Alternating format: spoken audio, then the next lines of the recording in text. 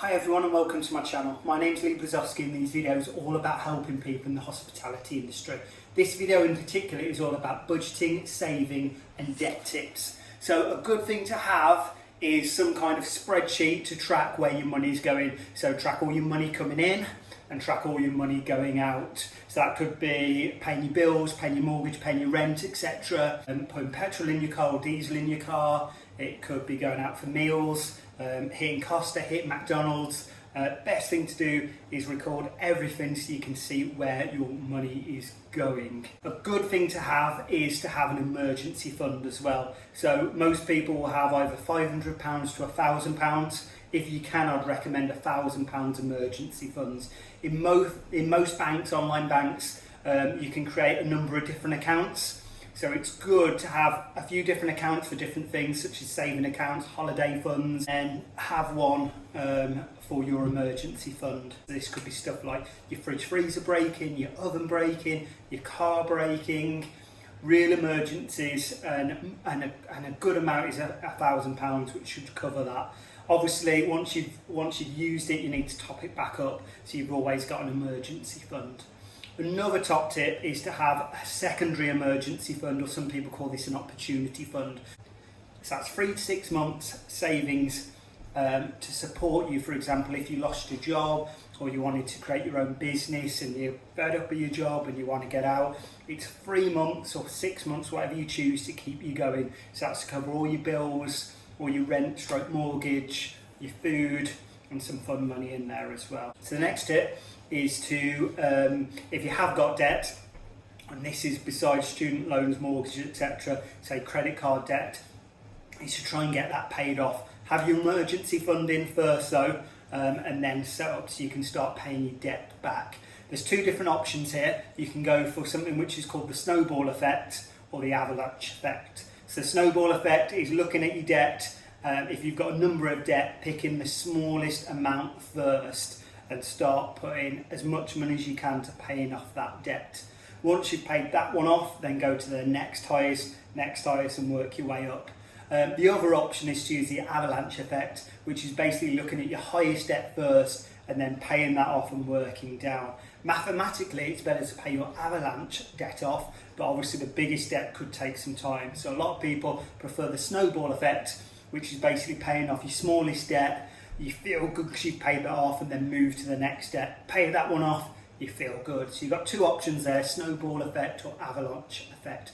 Next top tip is looking about retirement. So ideally, we all want to retire early, don't we? The current retirement age is around 65. People can retire earlier, people can retire afterwards, but it's something that we should always be considering whatever age we are. I'm nearly 40 now, and I wish I'd paid in pension a lot earlier. So there's different types of pensions we can use. The one I currently use, which a lot of people do, is used through your workplace. So basically, I pay in out of my wages, the company pays a portion in, and then the government pays some in as well. I think it's more, they don't pay in, it's to do with tax relief, but the money's there at the end of the day for you.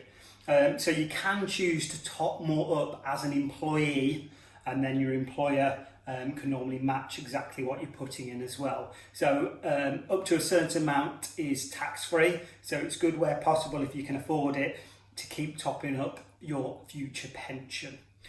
Some people will say, oh, I haven't got much money, etc. But imagine if the government was taxing you extra anyway, or before you'd even got your wages, 20% of your wages is gone because the government have changed legislation. So a good tip is to set your direct debits up into your different accounts.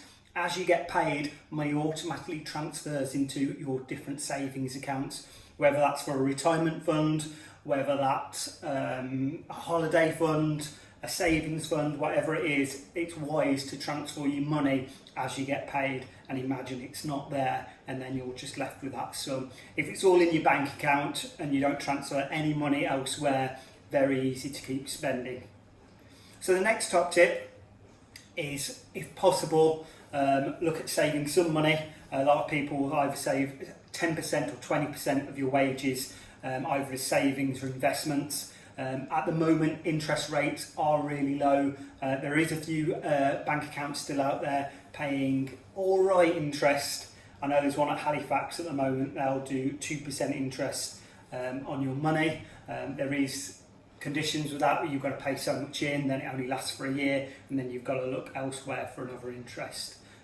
Some people will also advise invest in the stock market. This is entirely up to you. It's not guaranteed money, but rather than looking at a bank account that only gives 2% interest on any money that you save, the stock market is notoriously known for the last 90 years to give a return of anywhere between 7 and 10% on your money.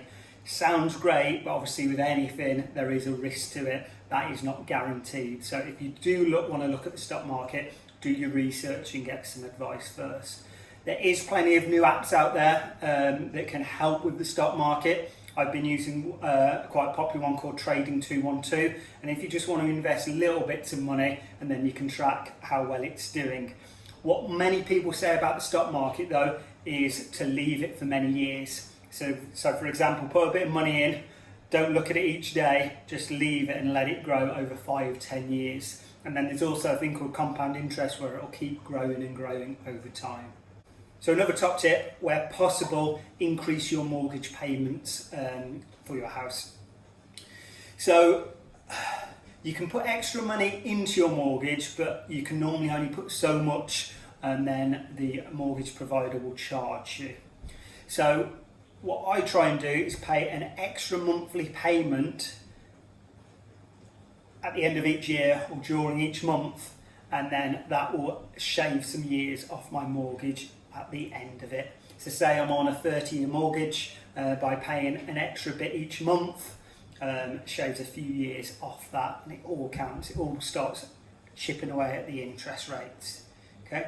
Final tip, obviously if you've got your debt paid off, working towards your house, or even paid your house off, it's building up that wealth, investing in the housing market, investing in businesses, investing in yourself and setting up your own business, and then also giving to others. Always good to give to other people, donate to charities, help people in any way you can. Could be a simple thing where you're just donating monthly, could be you volunteering yourself, could be things such as giving blood. Whatever you feel comfortable with, it's always good. Okay. Thank you all for watching. See you soon.